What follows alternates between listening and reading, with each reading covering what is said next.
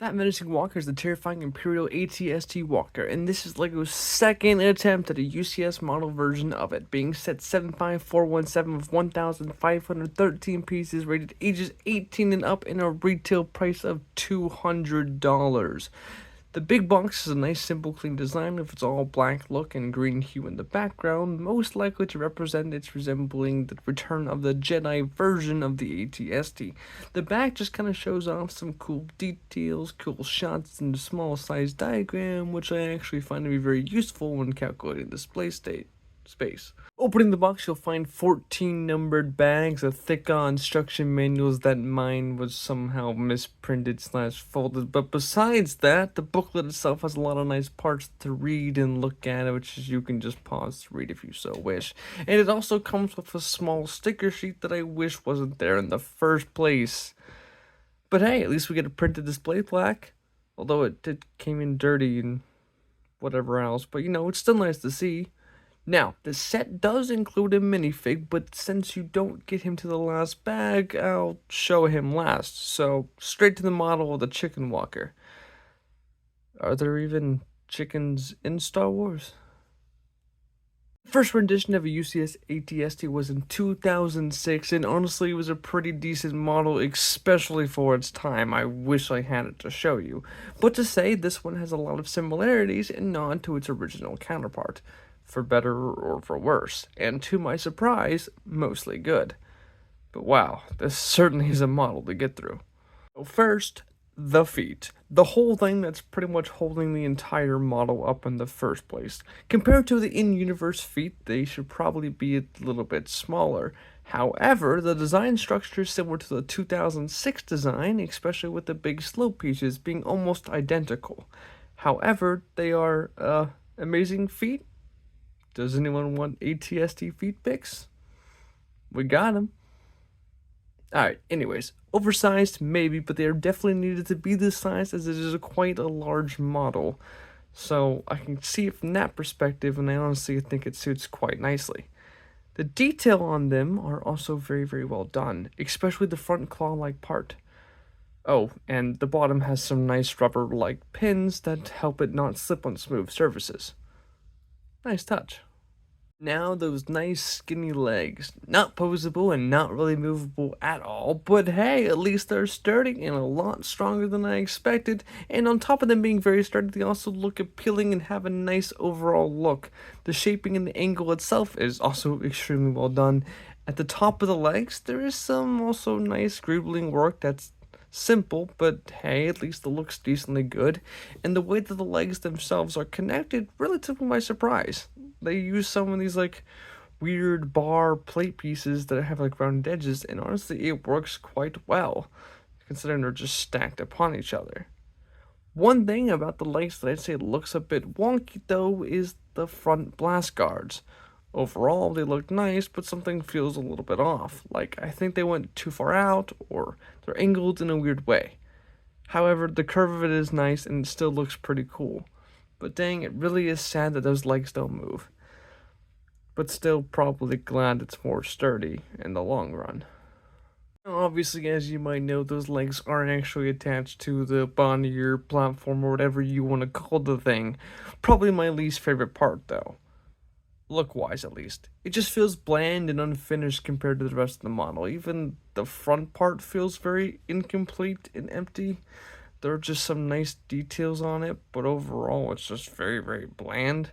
The back does look nice though, at least using some really cool techniques along with the front wire in the front looks good, but overall the whole section just seems a little lackluster. The head, both really, really good, but also kind of eh.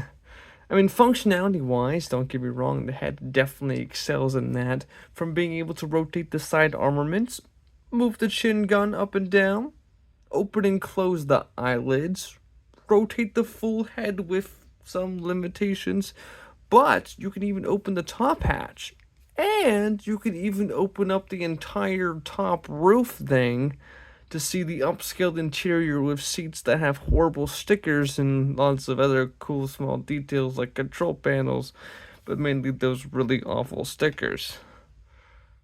So yeah, that's pretty cool. I'd say the shaping is also very well done. Parts of it seem a bit out of place, but I can't really think of exactly what. But overall, it does look really good. I mean, the mix between the tiles and the studs is also very well done and adds a nice texture to the build with some levels and stuff like that that are actually placed very accurately if you look at the source material. So that's pretty cool. However, it still has some things that feel a little bit off, to me at least, being the armaments. The size of the bottom part of the chin gun seems a little bit big in proportion to the rest of the model. Like, the barrel looked fine, the round drum part is really a nice touch and actually is accurate as well. But the rest of it though, just like how low it hangs down, feels really out of place and like it's too big.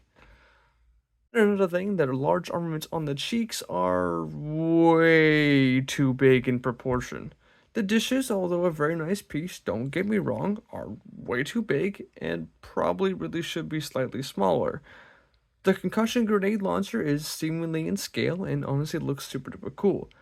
However, the blasters on the other side I'm not really a fan of. They seem too far out and kind of look a little weird. Not very impressed with that design. I feel like if they made that cheek blaster better and the large dishes a little bit smaller, it would look far better in proportion and look more visually appealing. But in general, the shaping of the head was honestly very, very well executed and appealing overall. The top roof area looks really, really good, especially the top back part is pretty much exactly spot on to the source material. So congrats to that, especially with the little slope parts on the side and the grill bits on top. Phenomenal. The back of the head, though, does also look pretty good. It's not my favorite. Something about it just seems a little weird with the way the studs and the tiles are, but I think it still works and is a fairly accurate representation. The dark tan sand, though, in this part of it, like especially on the back, seems a bit too weird. Like, it's a nice touch, but I wouldn't have minded a more cleaner look. Speaking of colors, there's a lot of mixed opinions on the little bits of dark tan used throughout the small parts of the build to represent dirt, etc., or whatever else. Which, I mean, the idea of it is really, really nice and kind of cool, but I feel like I wish they should have had the option to do it and actually just had a plain, clean version where you could swap out the parts to have the dirty version. But there really isn't much of it anyway, so it's not really that big of a deal. But although for UCS set, the small details matter, so I can kind of understand that.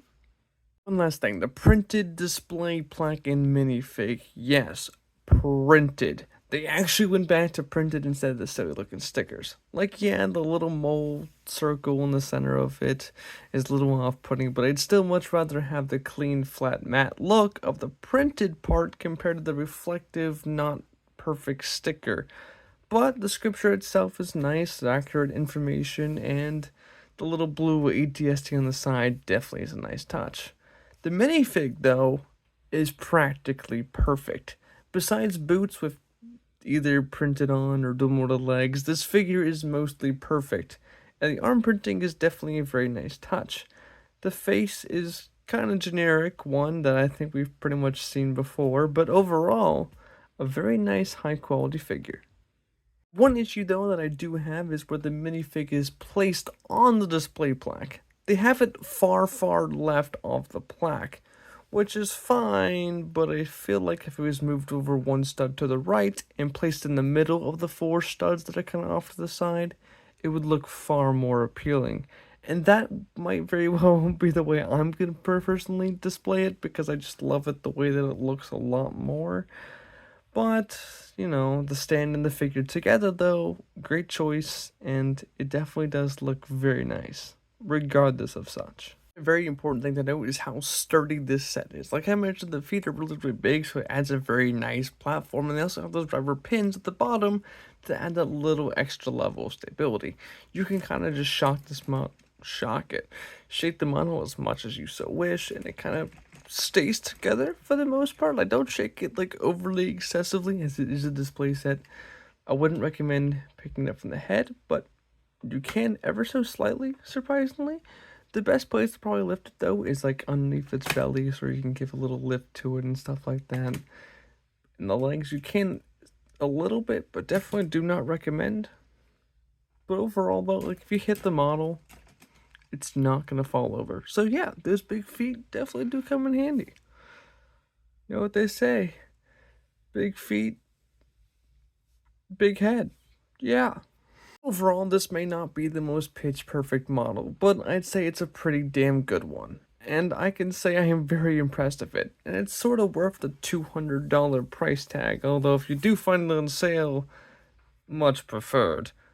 But yes, in general, the set is a very nice AT-ST and it looks great on display. It has its minor flaws and things that could be ever so slightly better, but in general, it's really cool to have a UCS version of the AT-ST. And heck, this is actually my first ever built UCS set, so experiencing that was extremely fun. And also, the building process itself was fun, engaging, and a lot better than I would have ever expected.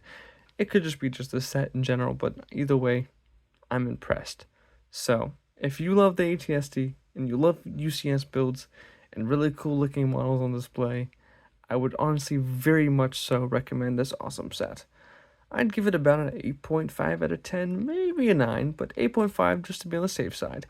It's close to being higher, but it's not perfect yet. Definitely pick up the set though if you haven't already, and, well, can afford the high price tag. But alright, Starlight Bricks signing out. And don't forget to enjoy those AT-ST feed pics. Yeah, link in the bio, I guess. There's no link. Okay, signing off. I'm done.